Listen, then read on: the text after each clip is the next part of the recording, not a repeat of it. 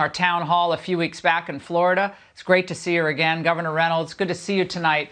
Why the decision to do away with the unemployment benefits? Well, hi, Laura. It's great to be with you again, and thank you for giving me the opportunity. Well, in Iowa, our economy is open, our kids are in school, our daycares are open, and our economy is recovering. In fact, we have the second highest recovery in the country. We have jobs available. Our unemployment rate is 3.7%. We have vaccines available for anyone that wants them, and Iowans are living their life. And this is discouraging people from going back to work. Workforce is our biggest barrier to economic growth in the state of Iowa. And as I travel the state, I go to all 99 counties time after time, from small, medium to large companies. They were crying for workforce. They'd seen some of the best years that they'd had in a long time, and workforce was preventing them from continuing to grow at the capacity that I believe we can. And so it was a disincentive. We can't pay people to stay home. We need to be encouraging these opportunities for Iowans and really do what we can to continue the growth that we're seeing in the state of Iowa. Hey, Governor, we heard today that this gas shortage that's not a shortage is going to be over in a few days. Do you have faith in the way the federal government are they being transparent about what's going on with this pipeline? Do you have faith in their response?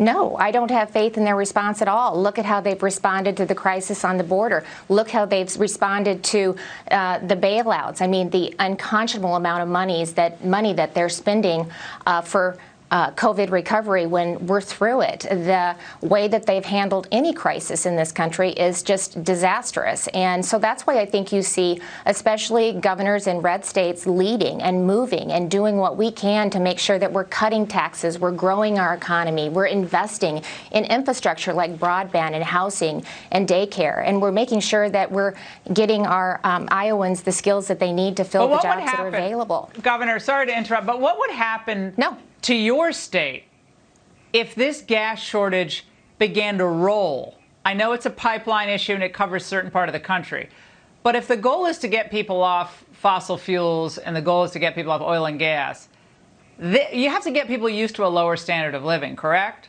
What would that do to your economy in your state?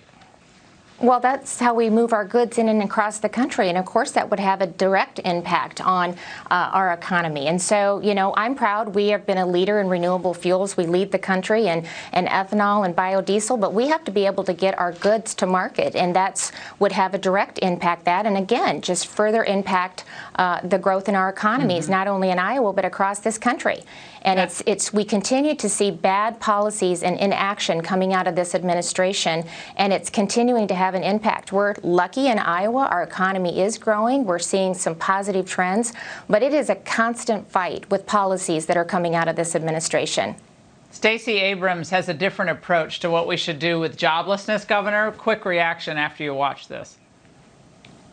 It is insufficient for us to simply focus on the more traditional masculine areas of the economy, recognizing that we have to have women in every area, but that in particular, women have been hardest hit, and therefore we need intentional engagement and intervention to rebuild it back more solidly. Governor, react to that. Yeah, one of the reasons that women has been hardest hit is because they haven't opened our schools across this country. He made a promise to get the schools open within 100 days.